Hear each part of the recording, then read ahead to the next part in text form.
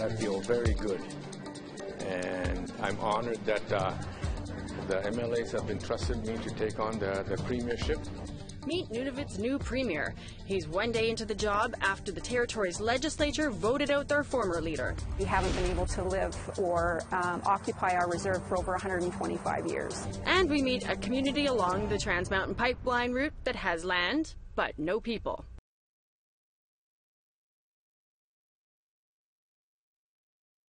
Evening, I'm Melissa Ridgen. Thanks for joining me this Friday, June 15th. It took just under 9 hours for Nunavut MLAs to remove Premier Paul Quassa from his role and then turn around and elect a new premier. Our Kent Driscoll was there for the stunning display of consensus government in action and has this from Iqaluit. Premier Joe Savikita. After a day of political wrangling unlike anything the territory has ever seen, Savikita emerged as the member's new choice for premier. I feel humbled, but I feel very good. And I'm honored that the MLAs have entrusted me to take on the premiership, and I won't let them down. Earlier in the day, MLAs overwhelmingly chose to remove Paul Quassa as premier in a 16-2 vote. That led to an immediate leadership forum. Savikita defeated longtime MLAs Pat Turknetzer and Lauren Kusagak for the top job. MLAs grilled the three prior to voting. The morning's events still on their minds. What was the biggest lesson you learned from this morning's exercise with the motion? Thank you, Mr. Chairman. The greatest lesson is that we need to work with the Assembly and tell the truth. When you do make a mistake, and in any job, these in particular, you will make mistakes. If you make your mistake, own up to it, and move on. You have to be truthful. You have to have your integrity, and you will be held accountable to what you say. Considering the drama of the day, it was unsurprising that the leadership forum would also contain a few dramatic moments. Former Premier Paul Quassa, who is planning to continue on as a regular MLA, opted to not attend the selection. To claim the top job, you need over 50% of the votes. It took 2 ballots to declare a winner. The vast majority of Nunavut's funding comes from the federal government. Ottawa shouldn't expect the message to change just because the messenger has. I guess probably what all the other premiers were asking for, more funding, more help, and this is just about might be a different style. The issue this morning was management. I have a different management style, and that's what I'll use to try to persuade the federal government to see our side of the problem. The new premier says this isn't a radical change of policy. Nunavut's priorities remain the same. So how is this management style different? I'm a team player. I say it politely but forcefully, and I know that when you deal with the federal government, you have to play nice, but you have to be forceful to convince them that our side is the proper side. It could be some time until we see what exactly this shift in leadership means. The Nunavut Legislative Assembly doesn't reconvene until October. Savikita will have until then to show that management style to an assembly that has shown they will act if they are not happy. Kent Driscoll, APTN National News, Iqaluit. A camp set up on the lawn of the Saskatchewan legislature to protest the deaths of Colton Bushy and Tina Fontaine has been shut down by Regina police. The camp was set up in February to protest the acquittals of Gerald Stanley and Raymond Cormier in those deaths. They were hoping to speak with government leaders, but around 5:30 this morning, Regina Police and the Ministry of Justice arrived at the camp and began dismantling it. This comes after the Provincial Capital Commission sent out an eviction notice in early June. Canada's top court has ruled that federal prison tests are failing Indigenous prisoners. And in fact, the risk assessment tools used to determine a person's safety risk may discriminate against Indigenous inmates. The Supreme Court decision means the Correctional Service of Canada will have to make some changes. Senator Kim Pate is a longtime advocate for women in prison. She joins us in Ottawa. Welcome, Senator Pate. Thank you so much for joining us. So first off, what are these assessment tools and how do they not work for Indigenous inmates? The assessment tools that the Supreme Court of Canada declared discriminatory are tools that are basically used to assess risk of prisoners. They were tools that were developed to really buy and for white men, and so not a big surprise they don't work well for Indigenous prisoners, nor for women, nor for those with disabling mental health issues.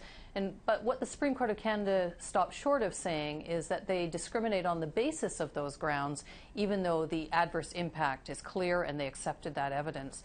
And they basically left it to the Correctional Service of Canada to correct this issue. Now, if it was an issue they didn't know about before, we might think that's okay, they can fix it.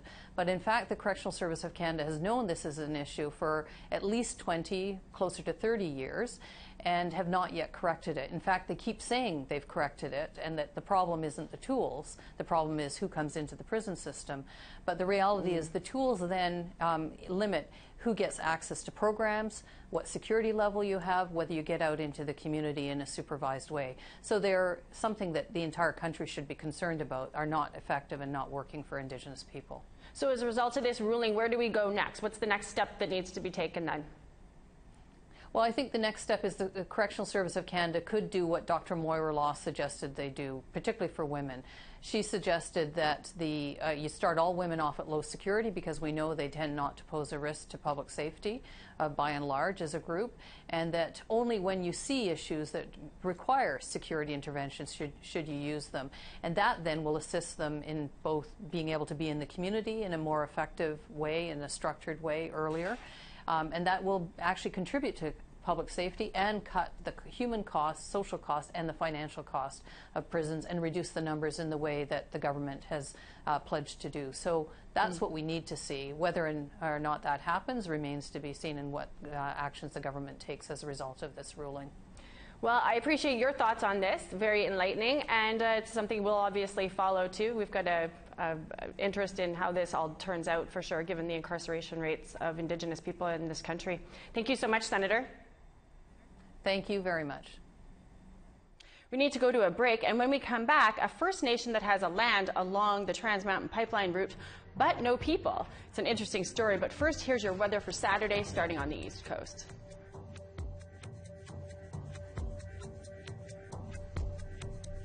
Sun and cloud throughout the Maritimes, but 24 in Fredericton and just 6 in St. John's. Sunshine and 10 in Kuujjuaq, 22 in La Grande, 7 in Nain. Southern Quebec, 25 in Montreal, 11 in Sept-Îles, 25 in Saguenay.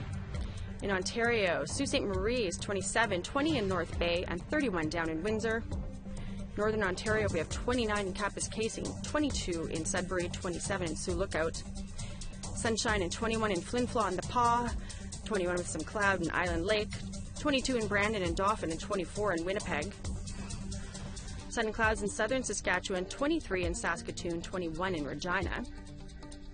Up north, 20 in Uranium City, Stony Rapids, and Buffalo Narrows.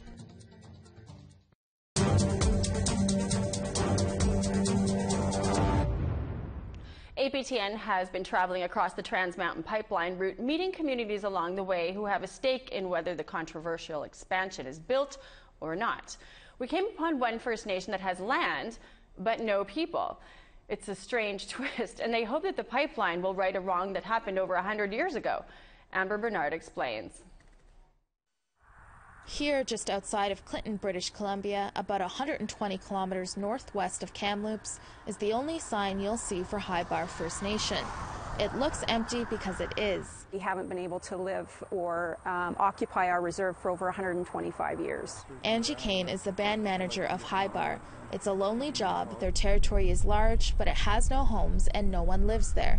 In 1881, they were given land, but in 1924, the federal government said there was no chance houses could be built there. Our reserve actually straddles the Fraser River, and it was deemed about 125 years ago by the government to be uninhabitable due to the fact that there's no water. And it's kind of a funny fact considering the fact that the Fraser River runs right through it, but there's high cliffs going down to the river. So access to water was very, very difficult, and thus The access for having housing or any type of reserve activity has not been available. Kane's office is the only building the nation owns. In fact, this band office isn't even on Highbar Reserve. It's right outside of Clinton, BC. Right now we're actually sitting on about 15 acres that Highbar's corporation has purchased so that Highbar could actually have an office. Larry Fletcher has been chief here for 7 years, and he finds himself being the leader of 164 people that he almost never sees. Scattered from down in the States, Alberta, Kamloops, everywhere, except for being on the reserve because there's no place suitable for housing or anything on our reserve. And we just have a few acres here that we bought. While the pipeline doesn't actually go through Highbar's territory, the community is hopeful with the Liberal government's purchase of Trans Mountain that it could mean that after 125 years, they'll finally have a place to call home. Our chief from 100 years ago, he was promised land addition to reserve, and we've been waiting over 100 years to get this land, and we've never got it yet. It would be nice to have additions to reserve so that we could bring our people home and get back some of our traditional ways. Kane and Fletcher live in Clinton, BC, less than 2 kilometers from their band office and about 120 kilometers from the pipeline. Rebecca Sprang also lives here along with about 13 other band members.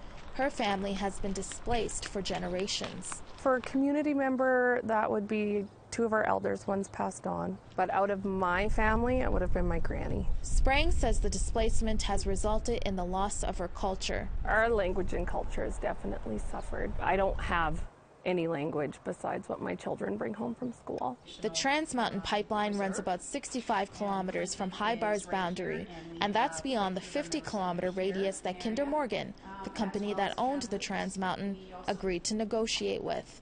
So while the company was trying to make deals with First Nations on the route, they told Highbar they were out of luck. For the Trans Mountain and having those conversations in the consultation, I felt very not included in those conversations just because they were stuck within their boundaries and their guidelines. And because we're unique, we didn't fall within those guidelines, so we actually kind of fell through the cracks. The people of Highbar have been scattered all over Turtle Island, but many of them live along the pipeline route. And for Angie Kane, that's a big problem. Fortunately, we have people that live in Kamloops that would be affected in the case of a spill or some type of disaster. And so for me, that's a huge concern, is moving forward and trying to come up with some type of an emergency plan to help prepare my members or be in contact with them due to some type of disaster or spill. Now that the federal government purchased the pipeline, Highbar First Nation hopes that a promise made by the government over 100 years ago to give them suitable reserve land and to build a community on is finally righted.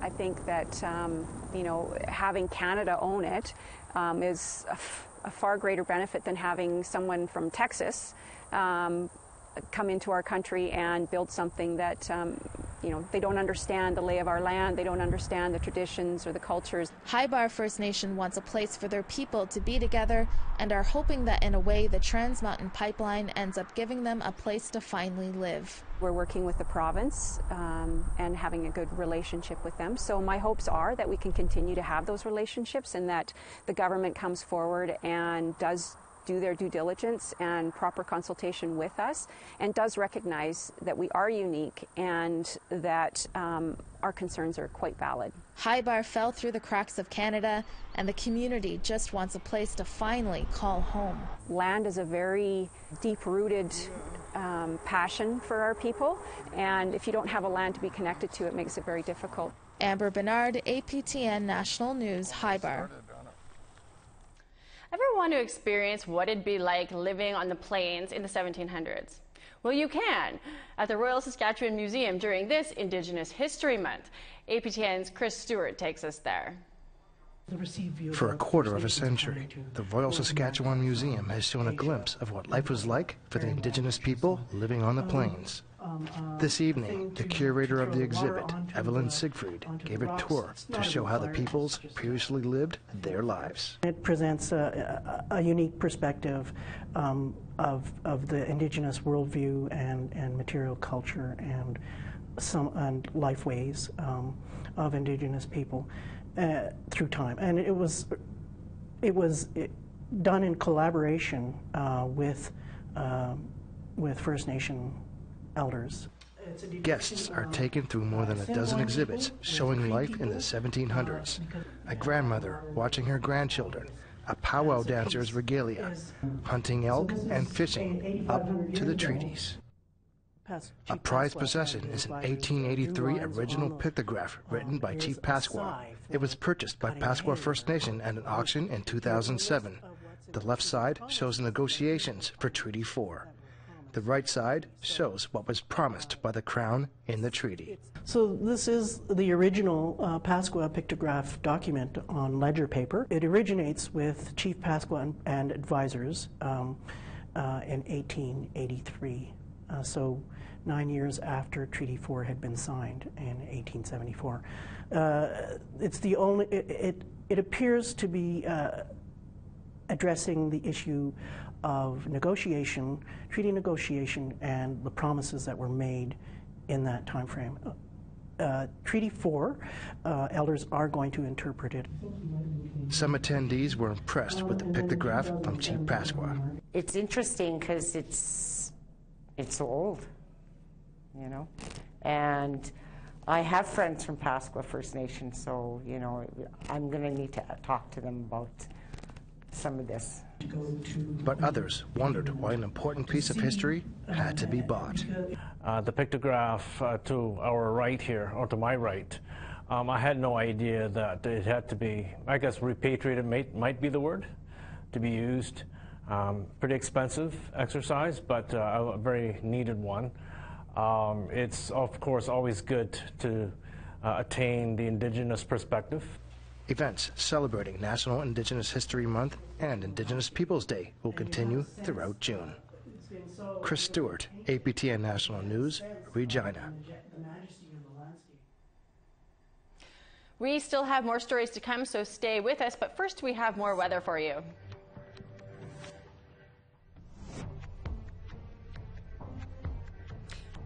Lots of sun in northern Alberta, 22 in Fort Chip, Peace River and Grand Prairie.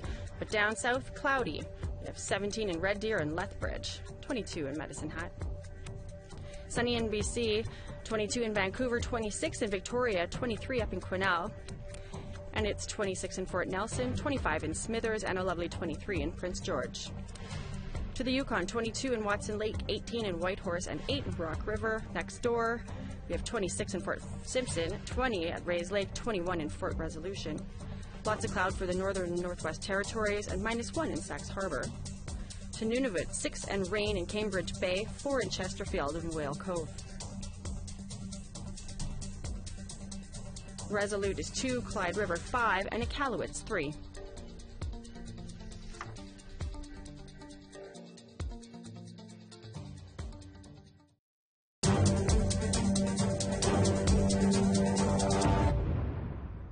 A newly formed festival in Vancouver hopes to be showcasing an international roster of the best Indigenous films from around the globe. As APTN's Tina House reports, the festival just wrapped up a fundraising campaign to prepare for the event. We've got a really, really great, exciting evening for tonight. It's a fundraiser launch for the first ever Indigenous International Film Festival Gala. It's really important to have something like this because there's a real need, desire, and necessity for Indigenous voices, and particular Indigenous voices from around the globe. It's also an opportunity for the organizers to raise more funds. All of the funds go, of course, to the Indigenous International Film Festival, which is going to be in November, which is going to inspire and bring filmmakers together from all over, from Kenya, from Australia, from New Zealand, from all First Nations around Canada, and it's going to be an amazing red carpet glam event. And over 20 corporations and industry organizations have stepped up in a big way. Sponsorship includes monetary donations and in-kind contributions, including George Frolick, who has an extensive background in film and television. Today we're talking about it's going to happen this fall. 5 years from now, it's going to be a huge event because the world is ready for it. We're starting to appreciate other cultures more and more, and we need to do more and more of that because it makes a better world and it gives us great insights into other people, and that's an exciting discovery and a great journey. Submissions are ongoing, but one of those films that will be screened is the smash hit Once Were Warriors. It's about a family in New Zealand facing poverty and violence. I'm taking her, Jake, with or without you. I wasn't there when Grace needed me. Submissions have already started coming in, so we've got films from all over the world. We're sort of screening now and beginning the process of the festival, and so we think it's going to be really remarkable. The festival takes place on November the 23rd and 24th in Vancouver. Tina House, APTN National News, Vancouver. The City of Montreal opened a 3-day mixed arts rendezvous today. It not only promotes Indigenous arts from across Turtle Island, but encourages other artists from diverse backgrounds to take part. Tom Fenario has the story. It's not every day you can see members of the Hopi tribe doing traditional hoop dancing, especially not in uber touristy Old Montreal.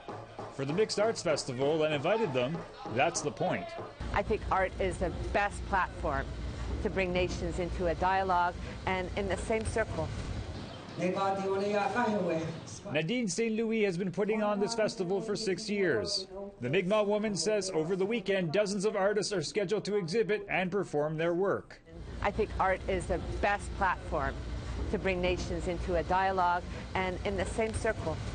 Ralph Mengret is a Montreal mixed media artist of Haitian origin. Aside from showing his own work, Mengret is grateful for having the opportunity to learn more about Indigenous culture. C'est très important de montrer la diversité ici à Montréal et aussi de montrer l'autochtone aussi. Pourquoi? Parce que ça donne une certaine richesse et un apport aussi aux différentes nations qui existent à Montréal.